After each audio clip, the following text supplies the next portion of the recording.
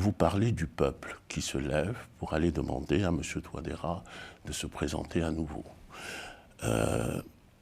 Et je le dis avec douleur, parce que c'est un des effets d'une crise provoquée, d'une crise sociale profonde provoquée par le pouvoir, la paupérisation des Centrafricains, l'appauvrissement.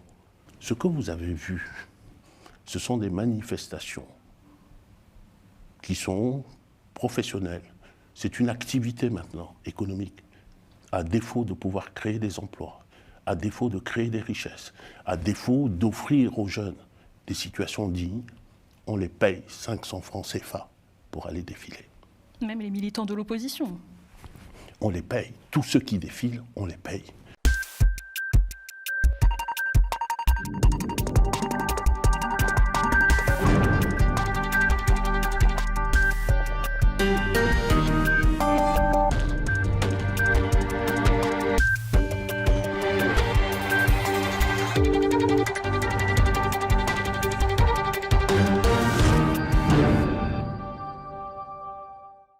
Bonsoir à tous et bienvenue dans l'entretien du jour. Aujourd'hui, penchons-nous sur la situation politique en République centrafricaine à l'approche des élections présidentielles prévues en décembre 2025. Le pays fait face à de nombreux défis et la paix reste très précaire avec une instabilité dans la région du nord-ouest du pays et à l'est également. Mais la question se pose, est-ce que le président Faustin-Archange Touadéra briguera-t-il donc un troisième mandat? Quelles sont les perspectives démocratiques que souhaitent mettre en place les Centrafricains? Et pour en parler, j'accueille Jean-François Akanji-Kombe. Bonsoir. Bonsoir Dalini. Alors, vous êtes président du Conseil de résistance et de transition que vous dirigez donc depuis Paris suite à vos condamnations en République centrafricaine. Et compte tenu du contexte sécuritaire fragile et de la réforme aussi constitutionnelle de 2023, pensez-vous que la République centrafricaine est-elle réellement prête à organiser ces élections 2025 ? Mais je pense que vous posez la question en ayant déjà la réponse dans la question. La République centrafricaine est un pays abîmé aujourd'hui. Les Centrafricains sont des êtres humains, on se demande même si ce sont encore des êtres humains, ce sont des personnes qui sont aussi abîmées que le pays. Les élections, je crois qu'il faut qu'on se dise ce dont il s'agit, parce que les mots sont parfois trompeurs, surtout ce mot-là. Aujourd'hui, ce qui s'organise, se prépare dans le pays, c'est la plus vaste escroquerie qui soit, malheureusement avec l'assentiment de tout le monde, sauf les Centrafricains bien sûr, l'assentiment de la communauté internationale. À vrai dire, quand on parle d'élections, et qu'on a un peu une vision en revenant un peu en arrière sur le continent africain, les élections ont toujours été chrysogènes, à la source de crise. Ce mot élection, cette opération élection a toujours été, dans beaucoup de cas, facteur de crise. Mais pourquoi? Parce que précisément, il ne s'agit pas d'élection, il ne s'agit pas de donner la parole au peuple, il ne s'agit pas de demander aux populations de désigner véritablement leurs représentants.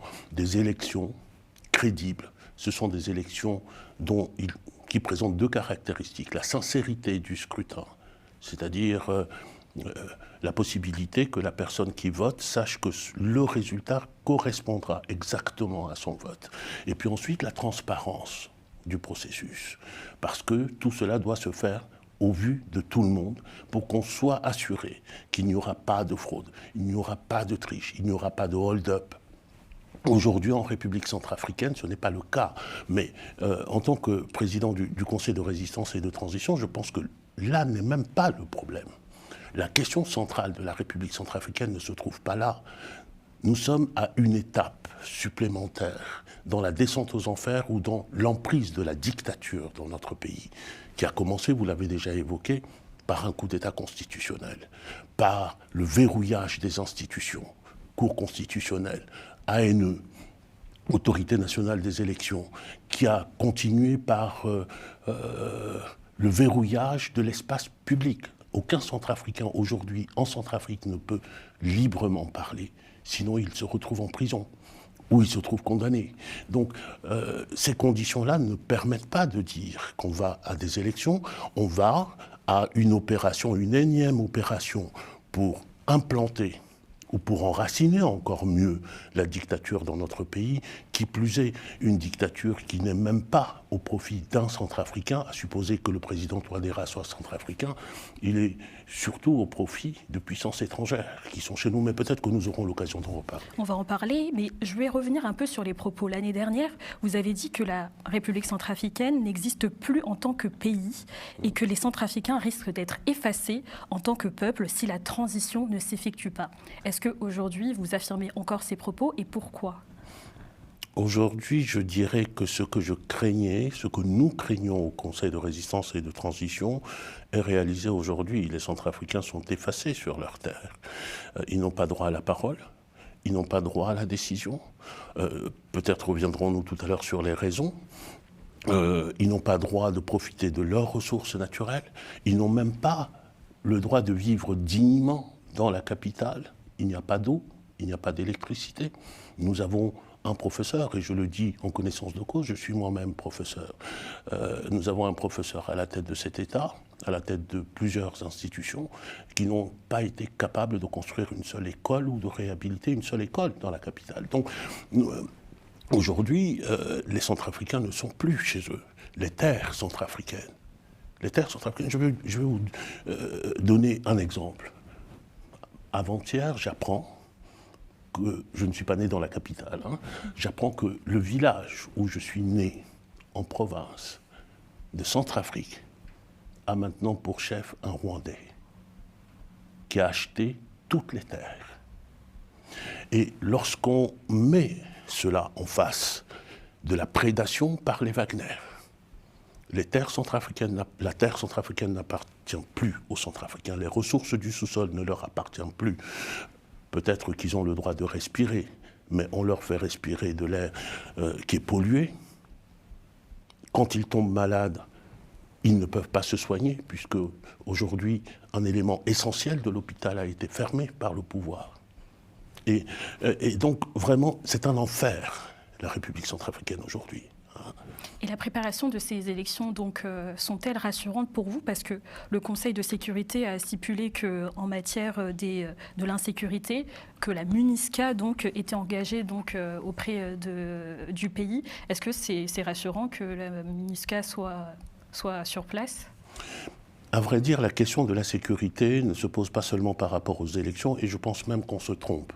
Quand on parle de la question de la sécurité aujourd'hui en République centrafricaine, aujourd'hui, la question de la sécurité, c'est chaque Centrafricain qui est en insécurité sur son territoire.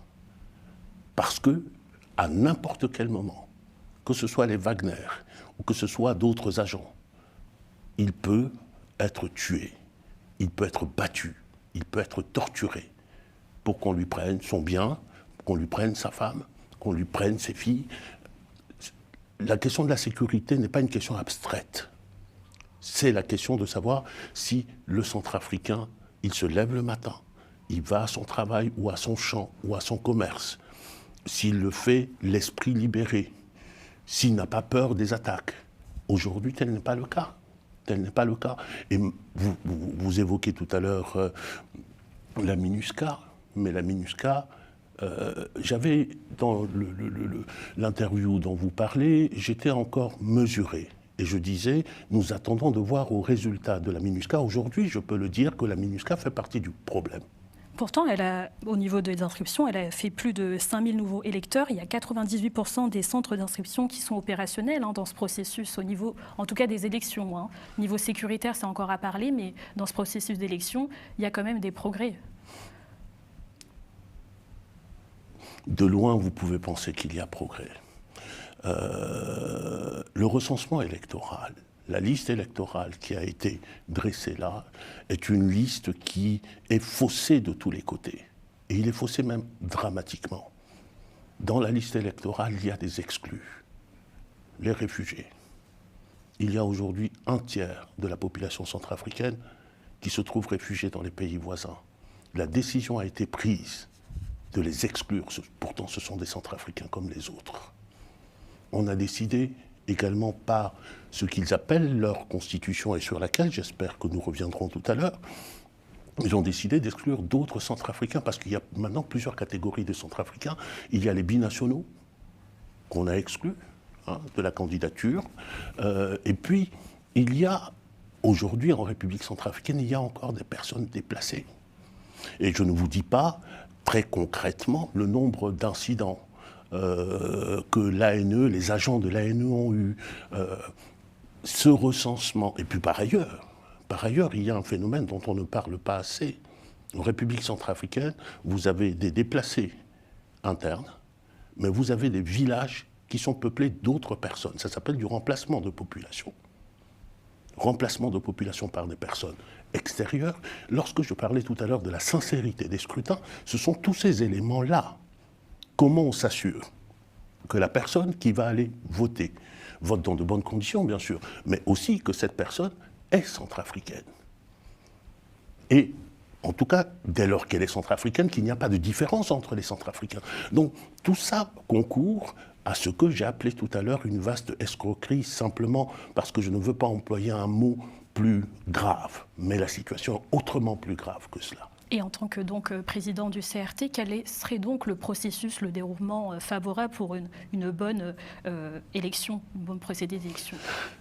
Vous savez, le Conseil de résistance et de transition a été fondé et a eu depuis le départ une position qui est une position d'inclusion. Ce combat, c'est un combat pour le pays.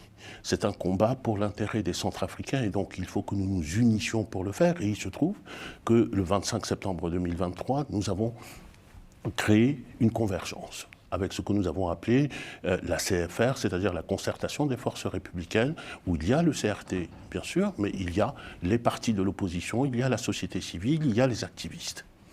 Et à ce moment-là, en 2023, nous avions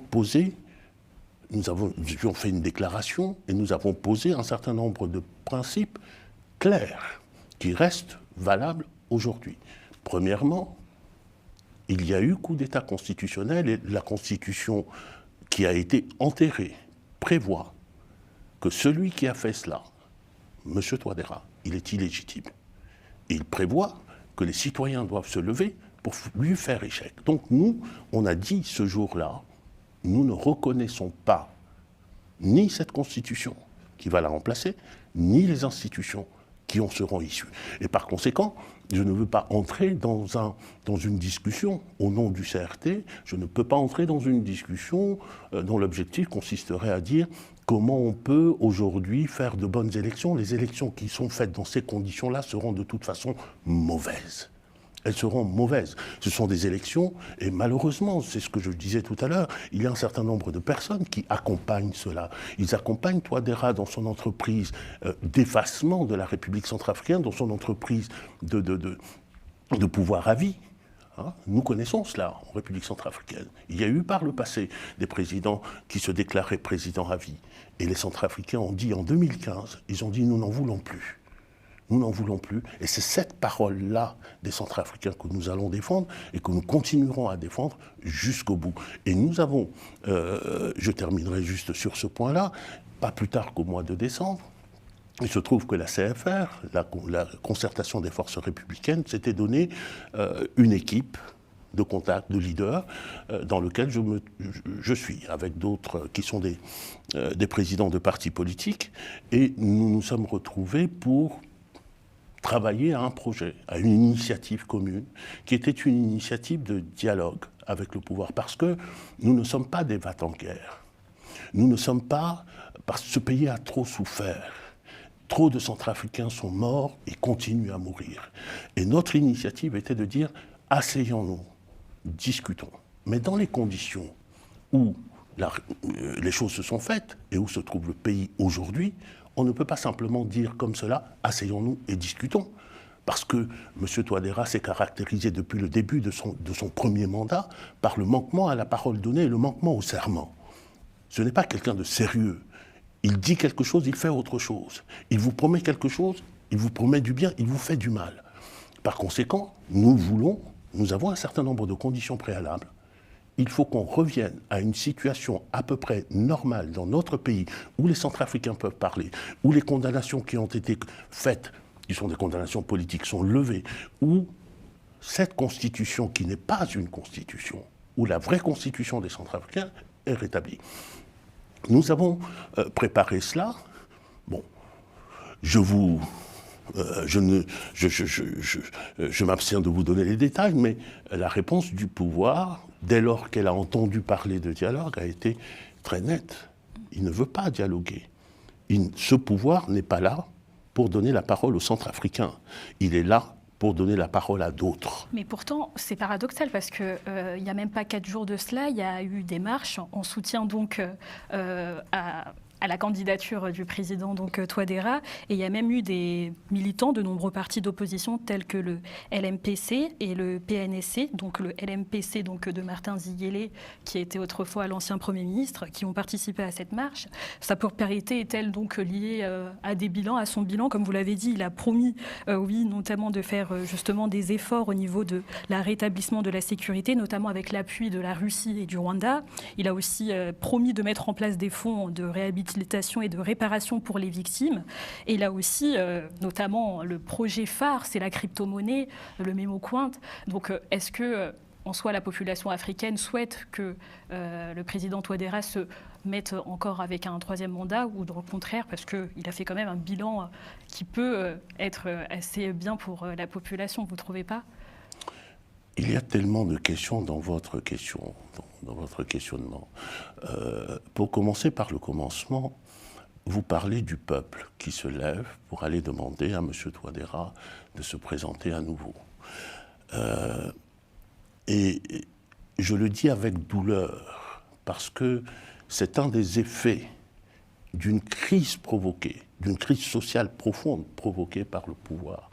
La paupérisation des Centrafricains, l'appauvrissement des Centrafricains, en particulier des jeunes. Aujourd'hui, un jeune qui a 100 francs, qui trouve 100 francs CFA, il est heureux. 500 francs CFA. Ce que vous avez vu, ce sont des manifestations qui sont professionnelles. C'est une activité maintenant économique, à défaut de pouvoir créer des emplois, à défaut de créer des richesses, à défaut d'offrir aux jeunes des situations dignes, on les paye 500 francs CFA pour aller défiler. Même les militants de l'opposition. On les paye. Tous ceux qui défilent, on les paye. Par ailleurs, parmi vos questions, je vous disais tout à l'heure que vous aviez tant de questions dans votre questionnement. Vous parliez du MLPC, le parti du président Patassé, feu président Patassé, qui est dirigé aujourd'hui par le président Ziguélé. Il y a une opération depuis le début, et ça, malheureusement, nous n'avons pas beaucoup de temps ici, mais j'ai été à l'Assemblée nationale en République centrafricaine et j'ai assisté au début, lorsqu'on a mis les jalons pour arriver à la situation dans laquelle nous sommes aujourd'hui. C'est-à-dire provoquer le nomadisme politique, permettre qu'on ne mette pas de verrous. Les verrous, on avait voulu les mettre, mais ils les ont fait sauter précisément pour que par l'argent, on puisse subvertir les partis. On va acheter des membres des partis, on va acheter les députés des autres partis. On va tout faire pour que ces partis-là soient divisés et pour qu'ils n'avancent plus en unité pour aller aux élections. C'est une manière de neutraliser la concurrence. Et Touadéra, le régime de Touadéra est passé maître là-dedans. Ça, c'est simplement un des moyens de neutralisation. L'autre moyen étant la justice centrafricaine, d'autres moyens étant la loi électorale ou leur fameuse constitution. Et donc, sur ce point-là, et puis vous évoquez la crypto-monnaie. C'est une grande avancée. Tout le monde a applaudi l'initiative. Oui, je comprends, et je le comprends. Vu de l'extérieur, et même moi, qui ai été opposé avec... À l'époque, le CRT n'existait pas encore. À l'époque, c'est mon mouvement, le mouvement dont je suis le président, Citoyens debout et solidaires, qui avait porté l'action. Et même moi, qui suis un fervent opposant à ces initiatives en République centrafricaine, je crois en l'avenir de l'Afrique à travers la technologie.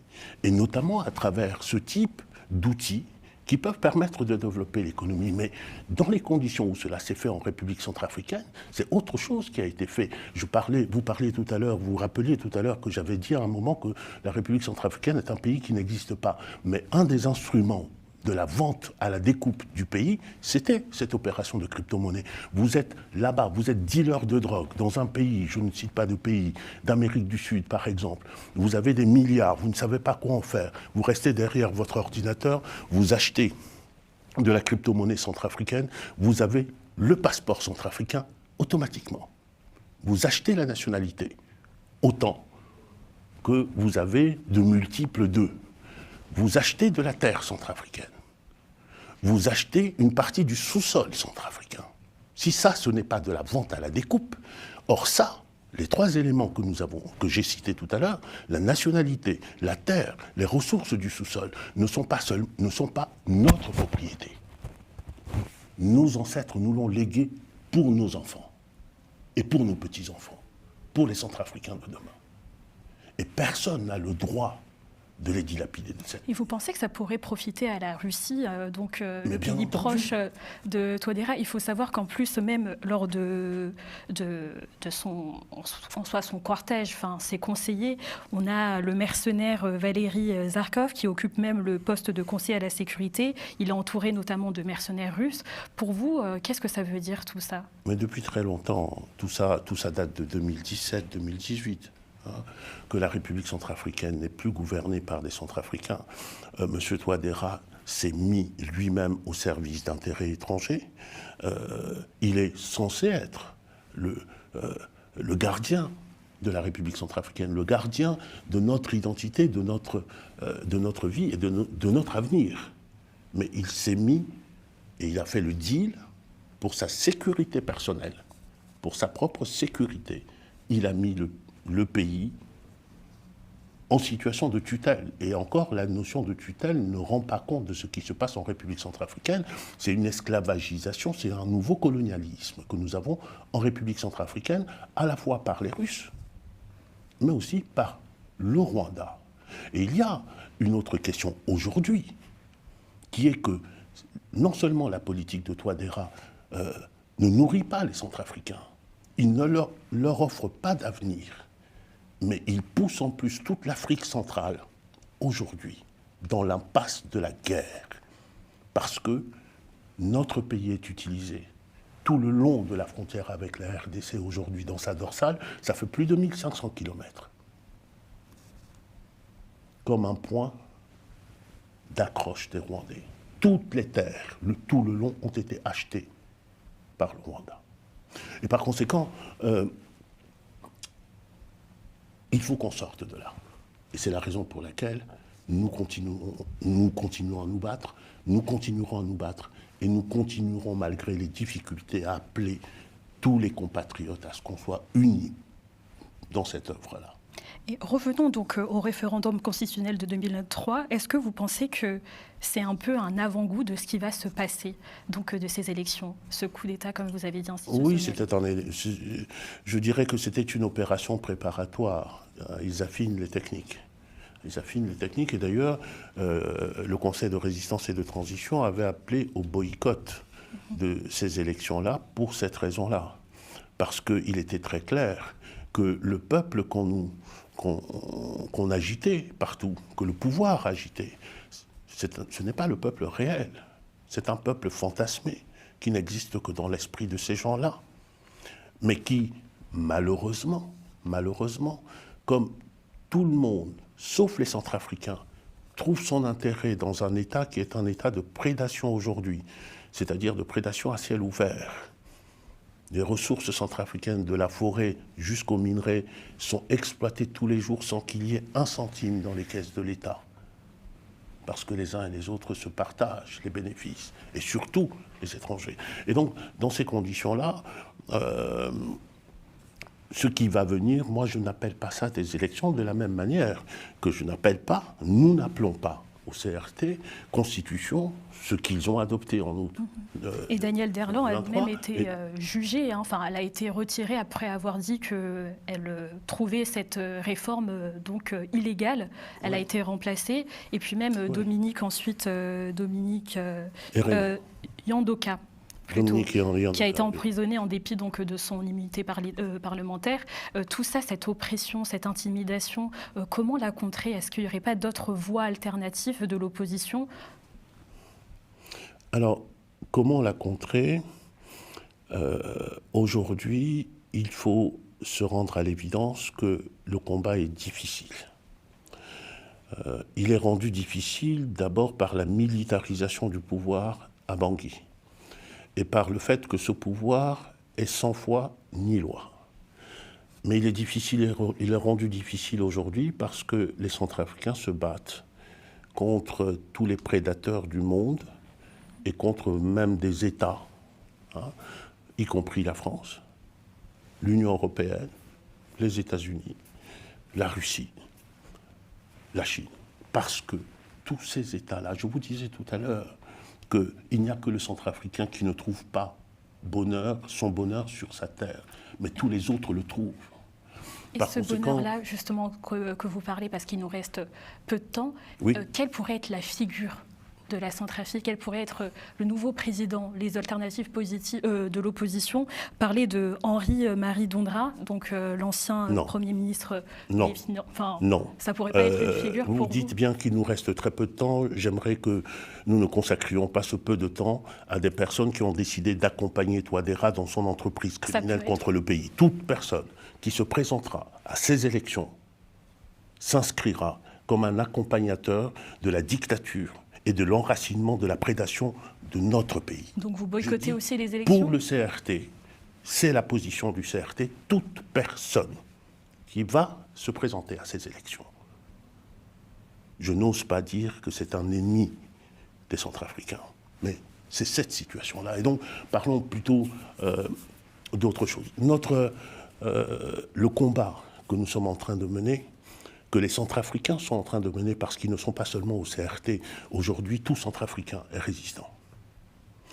Et potentiellement résistant. Il y a des gens qui, pour la politique du ventre, ont décidé de se vendre à ce régime-là. Et nous en connaissons certains qui étaient avec nous hier et qui aujourd'hui se vendent. Mais ce n'est pas grave. Demain, c'est l'histoire qui jugera. Ce sont nos enfants et nos petits-enfants qui jugeront. Et par conséquent, nous avons à préparer d'abord, à mener la lutte pour pouvoir changer de pouvoir. Et changer de pouvoir, ce n'est pas seulement changer des hommes, mais c'est aussi changer de politique et changer de problématique de gouvernance dans ce pays.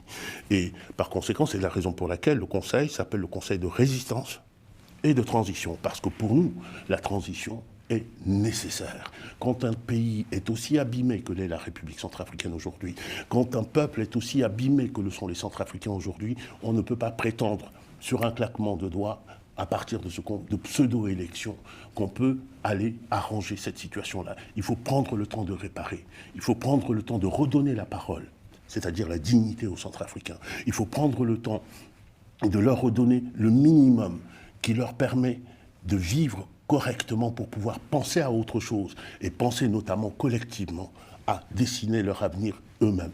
Et donc, nous sommes sur cette ligne-là et que ceux qui veulent s'enterrer aux yeux de l'histoire aillent à ces élections-là, je leur souhaite tout le bonheur qu'ils méritent et tout le malheur au regard de l'histoire.